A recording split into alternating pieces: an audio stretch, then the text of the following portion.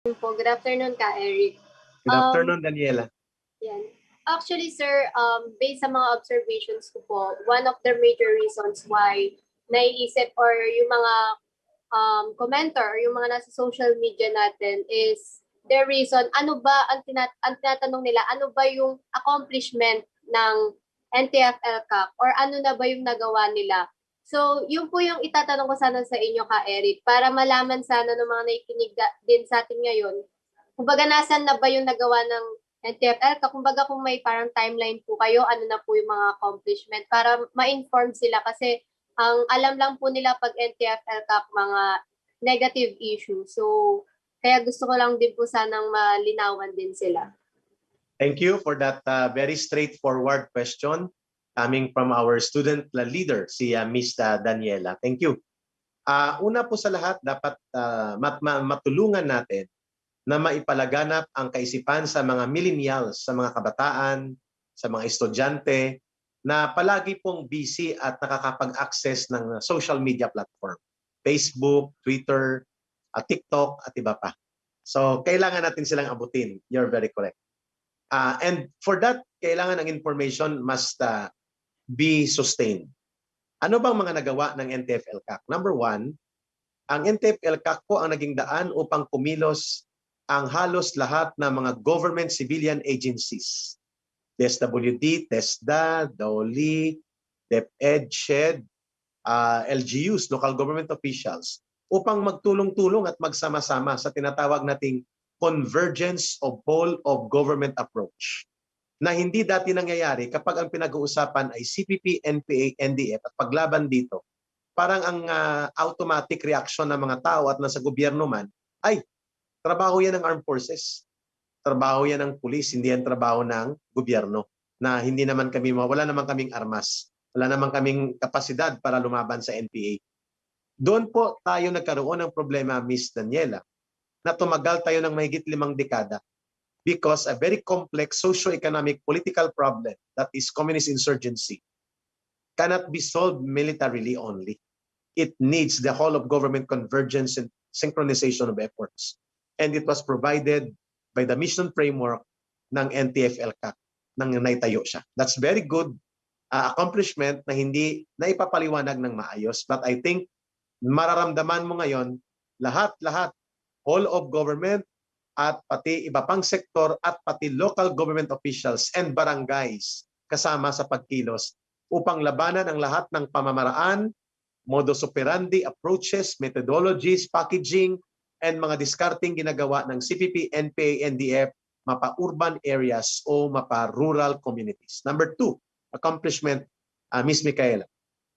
Yung mga barangays dati na paulit-ulit nakiklear ng armed forces, lalo na ng ating mga kasundaluhan, na itataboy nila ang NPA, pero dahil wala sa kamay ng sundalo, ng armed forces at ng PNP, ang mga pagpapagawa ng kalsada, health center, eskwelahan, electrification, irrigation, agricultural development, and rural programs, na sa kamay yan ng Department of Agriculture, Department of Agrarian Reform, Cooperative Developments, DENR, DPWH, at mga agencies na hindi na sa armed forces. Without the NTF-ELCAC, they cannot participate and they cannot pour in programs and they cannot join in the efforts to rehabilitate, develop, and consolidate our barangays and communities which were once used and exploited by the CPP, NPA, NDF as their haven for terrorism. Pero dahil ngayon may convergence, nakakapagpasok sila ng programs. And number 3, Micaela, through the program of NTF-ELCAC, namumulat natin ang mamamayan. There is now a national awareness and awakening program, indirect or direct, na nagmumulat sa mga mamamayan that the problem of communist insurgency will never be solved without the people participating. And that is a platform now provided by UP Pilipinas. And you as youth leaders na nakakapagbigay kayo ng opinion, nakakapag-ambag kayo ng mga pananaw ninyo. Through this program na before, natatakot tayong lahat dahil baka balikan tayo, baka patayin tayo, baka i-terrorize tayo ng mga grupong ito na napakatapang dahil walang lumalaban halos maliban sa armed forces sa kanila. No? Ngayon hindi na.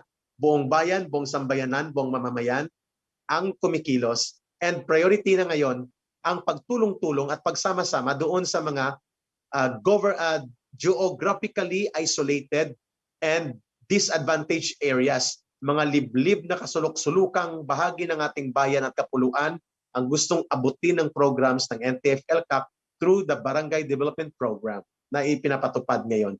And all agencies, Daniela, they have allocated programs, projects, and activities and funds related to the accomplishment of services and programs that will bolster and reinforce the programs to defeat the communist insurgency in every aspect of the agencies.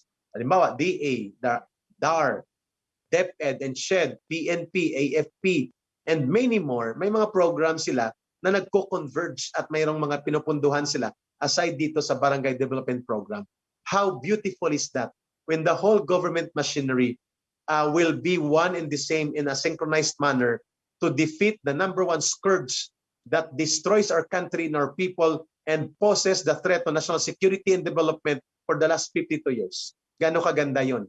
But however, Daniela, ang hindi pa natin na-accomplish, yung judiciary at legislative must be on board. They should be reached out, they should be made aware. Kaya nangyayari ito dahil nagkulang din ng NTF-ELCAC na abutin sila kaagad at mapaliwanagan. Kaya hindi nila naintindihan ang whole of nation approach, whole of government convergence, and based on good governance direction, they must be part of the whole government convergence effort, hindi lang executive department. That is a weakness that we have to address at the soonest, Daniela. Thank you for your insightful question. Yes, sir. General Samodio, sir, we're very happy. Always, basta may window time, sir, we will always be ready to join yung Usapang Bayan Talakayan, Pilipinas dito sa program ng Philippine Air Force, supported na pinangungunahan ni General Jerry Samodio, nila Sir Emil, Sir Bong David, at nila Brother Ernie. And the rest na nag-join ngayon. Sir, isa lang po ang ating gustong ipakita dito. Tama po yung binanggit mo kanina, hindi ko yun makakalimutan na line. We are all government. Mapa-Senado, mapa-Kongreso, mapa-Executive. The government is not just President Duterte. The government is not just the executive. The government includes not only the armed forces and the PNP in the security sector. The government includes the senators, the congressmen, the judges, and many more, and even the workers ng gobyerno natin. Kaya magtulong-tulong po tayo. Maybe they are barking at the wrong tree against General Parlade. Ano ba kalubha? Ano ba ka-mortal sin ang ginawa ni General Parlade sa inyo? Mga ginoong senador, para gano'n na lang ninyong durugin ang pagkatao at ang kanyang dignidad. He is a 3-star general. He is an awarded soldier and officer. And he did not cause the destruction of our people or our country. Siya ngang lumalaban kasama sa armed forces na nagtatay at nagbubuhis ng buhay in his more than 30 years of career. Similarly with General Jerry Samodio. At pag-retire nila, hahabulin pa rin sila ng CPP, NPA, NTF. Kasi naging bahagi sila ng sandatahang lakas ng Pilipinas. Kayo, pag-retire nyo, hayahay kayo. Politiko pa rin kayo. Bakit si parang ang tingin nyo mortal enemy si General Parlade? Baka nakalimutan po ninyo, gobyerno din po kayo. The government includes all of us, all of you, and the government must be on the side of the people. At lahat ng kumakalaban sa mamamayang Pilipino, nang wawasak sa buhay, ekonomiya, at pagsasama ng mamamayang Pilipino. Nagdadabok, nag-uudyok, at nagbibigay ng problema sa mamamayang Pilipino. Kalaban natin yun. At yun dapat ang ating primary concern. Paano natin mapuputol ang kalaban na nang wawasak sa kabataan, nagre-recruit ng kabataan, na nagiging nasasayang ang buhay, na mamatay sa mga walang katuturan, walang saysay na labanan, ng ideolohiyang itinakwil na ng matagal at ibinasura sa maraming bahagi ng daigdig na nagsimula nito. So ibig sabihin po, baka i-review po natin ang ating konsensya, bawasan po natin ang inyong pagiging balat sibuyas at kilalanin po natin. The NTF-ELCAC is not just about President Duterte. It is not about Yusek Badoy or General Parlade. It is about our people. At yun po ang aming paninindigan ng mga former rebels, former cadres, and former organizers and operatives of the CPP, NPA, NTF. Nagbubuhis-buhay din po kami kasama ng armed forces at iba pang security sector. Dahil kung lahat tayo matatakot, lahat tayo maglaban-laban sa ating sarili, ang magtatagumpay at magbibenepisyo ay ang kademonyuhan at ang kasamaan na idudulot ng walang katapusang vicious cycle of communist armed terrorism and destruction that has gripped our country and our people for the last 52 years. Tama na. Magtulungan tayo at mamulat tayo na tayo ang solusyon kasama ang mamamayan. Maraming salamat, General Jerry Zamudio, sir. Mabuhay ang APA Pilipinas. More power to this program and to your staff and to your leadership. And mabuhay ang sambayan ng Pilipino. Stay safe, everyone. Ito si Erik ng sambayan. Yeah, with your diligence, with the indulgence ni General Zamudio, kahit 2 minutes lang, Brother Ernie, mahalaga yun. Opo, conscious effort yun na pagtutuwid ni Joma para hindi po magkaroon ng alanganing sitwasyon ang mga front organizations niya. Conscious effort yun. The NTF, strictly speaking, Sir Ernie and Sir Zamudio, sir, ay ugmo talaga ang bumubuo. Kaya yan ang kanyang in-emphasize na ito ay mga for armed struggle, in support to the armed struggle, ang mga binanggit niya. Tapos tama yung in-observe mo, from simply NDF, naging NDFP.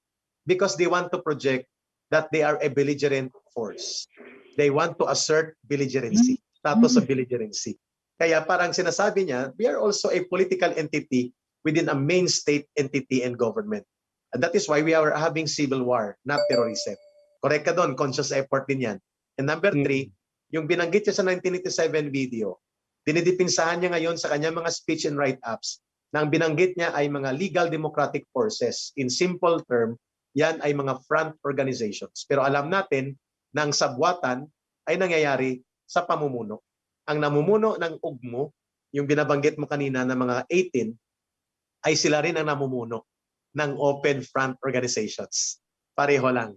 Pero iba lang ang kanilang mga pangalan. Iba din ang muka at halo-halo ang kanilang membership pagdating sa open organization. Pero ang leadership control na sa kanila.